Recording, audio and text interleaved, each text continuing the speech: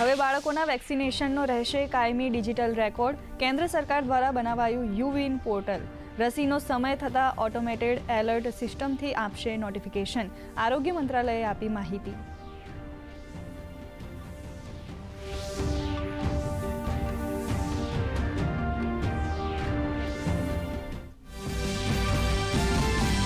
હવે મેડિકલ ક્ષેત્રે ચિકિત્સા આપૂર્તિ માટે તેમજ ઝડપી નમૂના રિપોર્ટ લાવવા માટે ડ્રોન ટેકનોલોજીનો કરાશે ઉપયોગ. 25 કિલોમીટરની રેન્જમાં કરશે કાર્ય. એમ્સ, બીવીનગર, ગુવાહાટી, ભોપાલ, ભુવનેશ્વરમાં પ્રારંભિક તબક્કે કરાશે સંચાલન.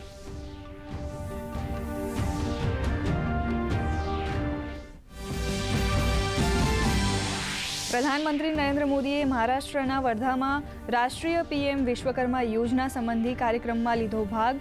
તાલીમાર્થીઓને એનાયત કર્યા સ્કિલ પ્રમાણપત્ર, તો 75,000 લાભાર્થીઓને અર્પણ કરી લોનની રાશિ. કહ્યું, પારંપરિક કળાનું સન્માન, કારીગરોનું સશક્તિકરણ અમારું લક્ષ્ય.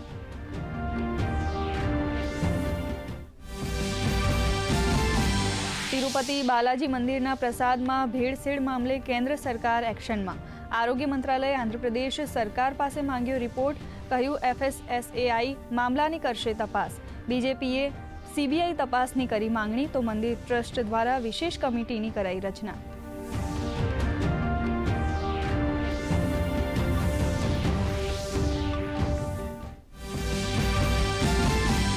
સયાજીરાવ ગાયકવાડ દ્વારા નિર્માણાધીન તેમજ 132 વર્ષ જૂના અમરેલીના રાજમહેલનું પરંપરાગત પદ્ધતિથી કરાશે નવીનીકરણ. અમરેલીમાં આધુનિક બસ પોર્ટનો પણ આજથી થયો શુભારંભ. સાવરકુંડલાના મહુવા રોડ પર રેલવે ઓવરબ્રિજનું CM ભૂપેન્દ્ર પટેલના હસ્તે કરાયું ખાતમુહૂર્ત. ઉપરાષ્ટ્રપતિ જગદીપ ધનખડે કેન્દ્ર શાસિત પ્રદેશ દમણની લીધી મુલાકાત. એન્જિનિયરિંગ અને ફેશન ડિઝાઇનિંગ કોલેજમાં શૈક્ષણિક પ્રવૃત્તિઓનું કર્યું નિદર્શન. રીંગણવાડા શાળા ખાતે બાળકો સાથે સાધ્યો સંવાદ, તો જામપુરમાં એવિયરીનું કર્યું ઉદ્ઘાટન.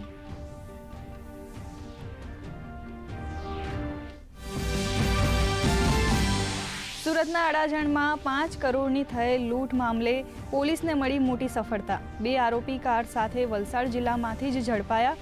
અન્ય 2 આરોપીઓની શોધખોળ ચાલુ. પોલીસે મોટાભાગની રકમ કરી રિકવર.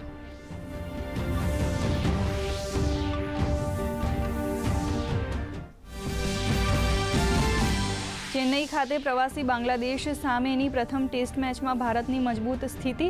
પ્રથમ ઇનિંગ્સમાં ભારતના 376 સામે બાંગ્લાદેશ 149 રનમાં ઓલ આઉટ. બીજી ઇનિંગ્સમાં ભારતના લીડ સાથે 3 વિકેટે 308 રન. સમાચાર વિગતવાર.